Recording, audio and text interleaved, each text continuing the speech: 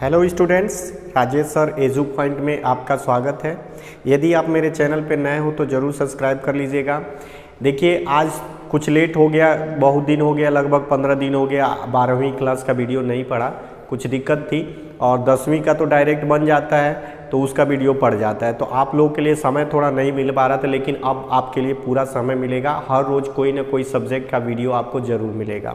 और आप ये जान लीजिए, मैं आपको गैसेज पेपर पढ़ा रहा हूँ, गेस क्वेश्चन दे रहा हूँ, बल्कि आपको पूरा डिटेल में नहीं पढ़ाया जा रहा, सिर्फ आपको गेस क्वेश्चन जो बोर्ड परीक्षा में पूछे जाने वाला है उस प्रश्न को डिटेल में आपको समझाया जाएगा। आप पढ़ रहे होंगे, अच्छे से पढ़ रहे होंगे। इस वीडियो को अगर आप देखेंगे तो इससे आपको क्या फ़ायदा मिलेगा कि कैसे क्वेश्चन हल करना है, प्रश्न कैसे आते हैं, ये आपका समय बचाएगा बोर्ड परीक्षा में। और जो मैं गेस दूंगा लगभग 80 से 90% आपके बोर्ड परीक्षा में वो प्रश्न उस विषय से लड़ेंगे। तो चलिए एक चीज़ आपको मैं बता दूं कि देखिए, एक चीज़ याद आ गई कहानी कि देखिए, हम सीख कहीं भी सकते हैं। सीखने का कोई समय नहीं होता है, कोई उम्र नहीं होता है। और जिससे सीखना है ये ज़रूरी नहीं कि वो हमसे बड़ा हो, हमसे ज़्यादा उम्र का हो, हम उसी से सीखें। सीखने के लिए आप किसी से भी सीख सकते हैं, बच्चे से भी सीख सकते हैं, अपने से बड़े से भी सीख सकते हैं, बुजुर्ग से भी सीख सकते हैं, कहीं से भी। सीखने को आपको पक्षी से भी सीख सकते हैं, चींटी से भी सीख सकते हैं। सीखना है तो आप सीख सकते हैं। और सीखने की कला मत भूलिएगा मरने के टाइम तक, क्योंकि ज़िंदगी उसी को कहते हैं जो आदमी हमेशा सीखता रहे। उसके अंदर एक स्टूडेंट हमेशा जागता हुआ रहे।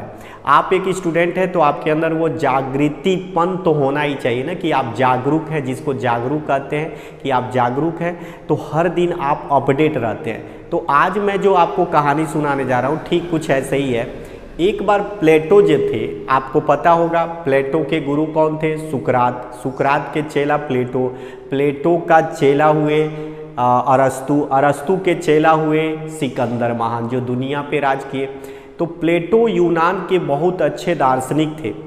वो उस समय अपने यहाँ के विख्यात विद्वान थे, बहुत बड़े लर्नर थे। उनके पास दुनिया से कोने कोने से और उनके देश से, उनके राज्य से लोग ज्ञान लेने के लिए आया करते थे। एक दिन की घटना है कि उनका एक मित्र था, उनको देख के हंसने लगा और कहा, मित्र यानी प्लेटो, आप एक बात बताइए, आप दुनिया को शिक्षा देते हैं, लोग आपके पास शिक्षा लेने आते हैं, और मैं देखा हूँ कि आप छोटे छोटे लोगों से भी शिक्षा हासिल करते हैं, उनसे कुछ सीखने की आपके अंदर ललक रहती है। आप कहीं उनके साथ मजाक तो नहीं करते हैं या दिखावा तो नहीं करते हैं? तो बोले प्लेटो, बाबू देखो, भैया देखो, कि इस दुनिया में अगर आपके अंदर एक स्टूडेंट जिंदा है जो हमेशा सीखते रहने की कला जानता है, और आपके लिए वही अच्छा है जहाँ से आप सीख सकते हैं, तो भागिए मत, क्योंकि आप उस छोटे से भी बहुत कुछ सीख सकते हैं। तो भागने की ज़रूरत नहीं है। मैं शुरू में कमज़ोर था पढ़ने में। जब पढ़ने लगा तो छोटे छोटे बच्चों से भिन्न का जोड़, भिन्न का घटाना, गुणा कैसे काटते हैं, ये सब मैंने उन बच्चों से सीखा यार, आप नहीं मानोगे। और आज देखिए आपको पढ़ाता हूँ, कोई दिक्कत नहीं होता है, क्योंकि सीखना आज भी मैं सीखता रहता हूँ। अखबार से मिले, आप लोगों से मिले, वीडियो से मिले, कहीं भी मिले, बुजुर्ग लोग बातें करते हैं, वहाँ ध्यान से सुन के भी सीखा जा सकता है। तो खैर, ये तो सीखने की बात हुई, तो आप भी सीख सकते हैं और सीखने की कला आप में होनी चाहिए। तो आज मैं 12वीं का जो है हिंदी का आपके गद्यांश पर आधारित जो 5 नंबर के प्रश्न पूछे जाते हैं, पहले भी वीडियो पढ़ चुका है, फिर से मैं एक आपके लिए 10 क्वेश्चन लेकर के आया हूँ, जो मोस्ट इम्पॉर्टेंट सेलेक्ट किया हुआ क्वेश्चन है, जो बोर्ड परीक्षाओं में अधिकतर पूछे गए हैं और पूछे जाने की लगभग इस पर 90% संभावना है। तो इसलिए आप लोग एक बार ध्यान से इसको देख ले, मैं बता दे रहा हूँ। फिर अगले वीडियो में मैं इंग्लिश का ऐसे कैसे लिखेंगे और इस साल कौन कौन सा ऐसे आएगा, कितने शब्दों में लिखना है, मैं आपको बताऊंगा। तो आज जो मैं वीडियो आपके पास भेज रहा हूँ, इसमें सिर्फ आपको हिंदी 10 क्वेश्चन मिलेंगे जो बहुविकल्पीय प्रश्न है। इसके बाद मैं आपको जो दूंगा वो इंग्लिश का होगा, और फिर से हिंदी जाएगा तो हिंदी का जो प्रश्न इंपॉर्टेंट होगा वो आपको बताया जाएगा। अभी आपको तत्काल में हिंदी बता रहा हूँ, फिर इंग्लिश आपको बताऊंगा, और इंग्लिश ऐसे बताया जाएगा कैसे लिखना है, कौन इस साल आने वाले 100% बोर्ड परीक्षा में लड़ने वाले आपको 5 से 6 क्वेश्चन मैं लिखा दूंगा। गेस पेश करा दूंगा, वही आप नोट कर लीजिए, उसी को तैयार कर लीजिए और आपके परीक्षा में काम हो जाएगा। ज़्यादा इधर उधर भटकने की ज़रूरत नहीं है। चलिए आते हैं हम लोग इस पर, देखते हैं। तो देखिए पहला प्रश्न इस पे बताया गया है, क्या कह रहा है ध्यान से देखो। पहला प्रश्न है कि ध्रुव यात्रा कहानी के लेखक है। तो इसमें देखिए दो प्रश्न बन रहा है, ध्रुव यात्रा कहानी के लेखक है। तो ध्रुव यात्रा क्या है, आपको पता है कि एक कहानी है। परीक्षा में पूछा जाएगा कि ध्रुव यात्रा किस प्रकार का विद्या रचना है, तो आप लिखेंगे कहानी है। लेकिन किसकी रचना है, तो यहाँ देखिए ध्रुव यात्रा जो है अमरकांत का तो होगा नहीं, मुंशी प्रेमचंद्र का होगा नहीं, जैनेन्द्र कुमार का है। ध्रुव यात्रा याद रखिएगा किसका है, जैनेन्द्र कुमार का, भूलिएगा मत।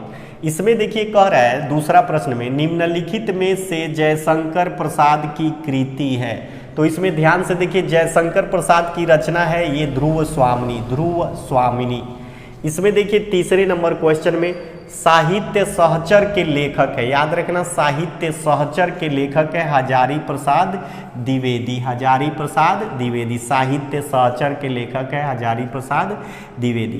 कला और संस्कृति के लेखक है, ध्यान से देखना कला और संस्कृति, चौथा क्वेश्चन है कला और संस्कृति के लेखक है वासुदेव शरण अग्रवाल। याद रखिएगा कला और संस्कृति के लेखक है वासुदेव शरण अग्रवाल।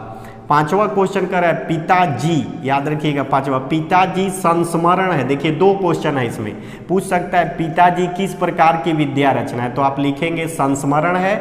और इसको किसने लिखा है, तो आप जानते हैं कन्हैया लाल प्रभाकर मिश्र जी का लिखा हुआ है पिताजी। चलिए अब देखते हैं, जैसे उनके दिन फिरे निम्न में से किसका कहानी संग्रह, मतलब इसके लेखक कौन है, याद रखिएगा इसके लेखक कौन है। और ये भी प्रश्न बनता है कि जैसे उनके दिन फिरे किस विद्या की रचना है, तो यहाँ देखिए लिखा हुआ है कहानी है। और किसने लिखा है, तो आपको पता होना चाहिए हरिशंकर प्रसाई ने लिखा है, हरिशंकर प्रसाई ने लिखा है। अब ये देखिए बहुत इंपॉर्टेंट है, बहुत से बच्चे इस पर ध्यान नहीं देते हैं, लेकिन बहुत महत्वपूर्ण प्रश्न है, देख लीजिए।